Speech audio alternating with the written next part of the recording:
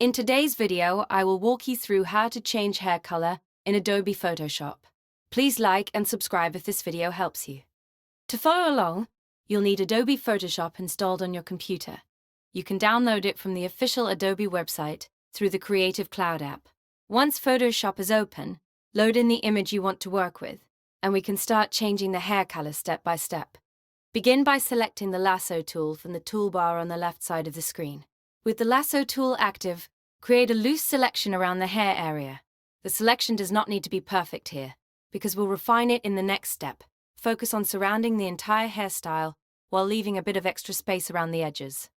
After the selection is complete, go to the top menu and click Select. Then choose Select and Mask. Inside this workspace, open the View menu and switch the View preset to Overlay.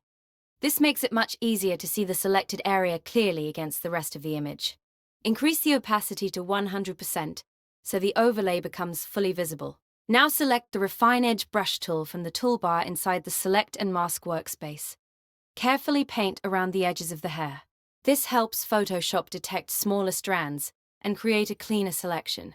Move slowly around detailed areas so the hair edges blend more naturally into the final result. Once the edges look good, go over to the Properties panel. Under Output, change the Output option to Selection. Then click OK to return to the main Photoshop workspace. Next, click the group icon in the Layers panel. After creating the group, add a layer mask. Then click the Adjustment layer icon and choose Hue and Saturation. Lower the saturation slider all the way down to -80. This removes a lot of the original color from the hair and prepares it for the new tone. Go back to the Adjustment layer icon again and create a levels adjustment. Increase the midtone input level to 0.85, then change the highlight output level to 145. This softens and balances the brightness in the hair, so the color adjustment looks more natural. Once you're satisfied with the adjustments, close the Properties panel. Now open the Brush tool from the toolbar.